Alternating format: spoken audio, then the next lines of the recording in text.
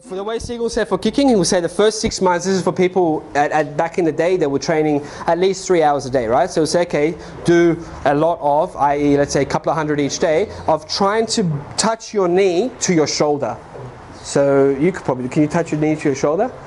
Nearly, if you use a little bit of moment, swing, yeah, but try not to bend your back, you know. So rather than doing this, how can you keep this upright? If you can do Tai Gong, if you can, what I showed you, if that can go in, there's a good chance, well, you can start to come up here. Actually, I can't really touch my toes that well. It's not a flexibility thing, it's about getting access to this. So if you can do this, yeah, you can do it too. Yeah, so if you can do that, means you're able to access this area and loosen this area enough so your mind can go in there in that Wing Chun way. So how can you do that? First 6 months, do go like this. Try to bring it up as high as you can without shifting that. So basically work in this. Then after that, he would give some exercise on the dummy. Do you want to see? Yeah. Okay. So on the dummy, he would say, from here, you would go, so from here, you would go like this. It's actually from this part of the dummy where you go from here, you go, this section is the best section from here, like that. This section, right?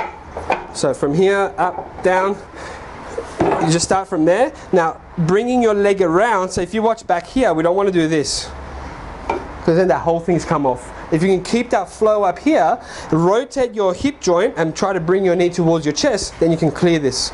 And coming down there. Coming down here as well, it's not just hit here, from here, and then hit there. So the move from here to here is actually a mindful move. So if I can borrow you, if you stand up, hold this leg up. Yeah, so from here, maybe stand here so people can see if you hold that leg up. So from there, and maybe hold that so you can, yeah. From there, coming to here, it's not just I'm coming to there and then now I'm kicking. This in itself is your mass dropping on top of that. So from here, this is, you can, if I how conditioned are you? A little bit? Okay, so from here, if I just tap a little bit into it, you can start to feel there's mass into that. So like that, and then you can kick both legs at the same time. So from there, coming here, kicking back there. And then after this one, you can upgrade to from here, coming up and kicking there, like this.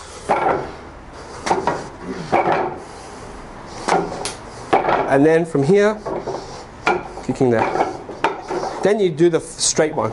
So from here, back and forth, just going like that. So do this one 6 months, then this one 6 months, and then the straight one from up there going back and forth. So within 2 years, you've learned how to kick. Yeah. For conditioning wise, yeah, just kick. You can kick a, I don't know if you got hard sandbag. Otherwise, you can put. So what Siegel used to do, put towels around his shins. And when he would go hiking, he would just kick trees. So he would pick smaller trees. The trees all falling down. Well, they were. He said he would start with the smaller, with the thinner ones until they would sort of, you know, break, and then he would still go upgrade to thicker ones. When Siegel follow the fallen trees. Yeah. So the national parks have put alerts out for him. So this is this is why I was the people that said don't do physical stuff, just stand and do this and do chi-sao. Siegel was, you know, swimming 3 hours every morning in the ocean, non-stop. So in the ocean, he would just go for 3 hours, right? And come back, and then they'll go hiking, and he's kicking, punching. He was doing 10,000 punches and 3,000 kicks every day. He was teaching people how to fight because they would go out. He was in many fights himself, challenge fights, right? So he didn't practice, you know, padding up and doing stuff like that because he went out there and fought. You know, so people that are like, no, you'll learn how to fight. Just do this and just do that. You can learn how to fight. That's I don't believe that that's true. You got to get out there and do it. How do I, once I get this state, how do I start to use this state to lift heavy things? I'm not saying go out there and go do weights straight away. First, learn how to get the state, but then how do you challenge that state by lifting heavy things? So you say he'd go to construction sites when he was on the pole form because the normal pole wasn't heavy enough. So he'll go pick up metal rods. And then he'll start doing the pole form with metal rods. One time he said he was walking past there was a pole there, and he did the human flag. And we asked him, was it because you knew you could do it? He said, yeah, I'd seen people do it and I wanted to try it, and it just goes like that. But instead of using the push and pull to bring himself up, he said he would hold like this, and then Tai Gong, sing, expand all these joints both ways out and expand his legs, and that expansion would, like if you turn on the tap in a hose, the flow in the hose would shape the hose. So that internal like that was holding him erect, like this one, just hold like that and just walk away. He would go to the bush and fill up with his students, fill up big bags with rocks. He said, and he would say he would have to move them like that because it would just fill with rocks. So he said at least with 50 kilos each side, and he would just figure out how to use his body, use his center to move that around. Which form is that in? It's not any forms, right? But that's what he was doing. That's why he got so good.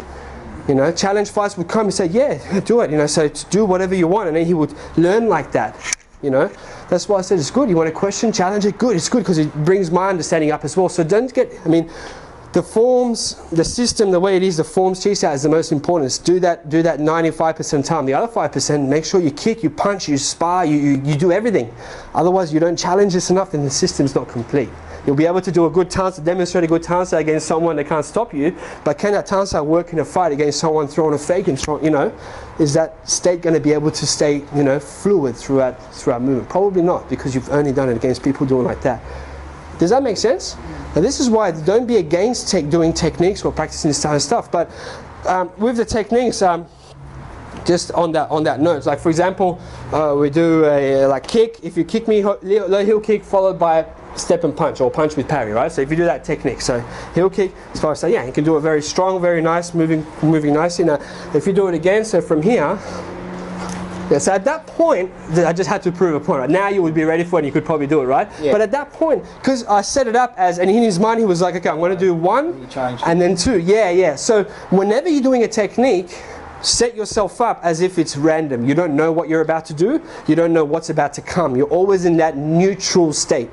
Neutral state meaning you're alert.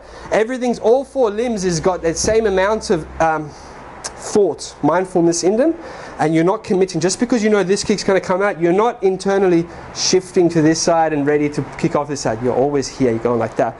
To prove a point to my teachers, one day Seb walked in. He didn't know I was teaching this, right? And then Seb, I go to Seb, okay, Seb, can you do a punch with parry for me? And he's always listening to hip hop, took out his earphones, and then he goes like this, and then very fast, much faster like that. And I go, okay, ready? And then boom, I throw that, and then these ones didn't even move, it just goes like this. And I was like, there you go. So for him, for us, for me, him, to put on that, to do a punch and parry, to do anything, we go, okay, ready. That is a state. Not, okay, how do I go, how can I do a kick and punch better by adopting this stance first? Then how can I kick from this one with that kind of mindset? Do you know what I mean? So techniques are great as long as they stay within the ideas of center line, within the Wing Chun principles, they're great. But use techniques, the same way you use Silum Tao, the forms chi sa, use the techniques as a way to test and bring out that state, challenge that state. That's what this exercise today was all about.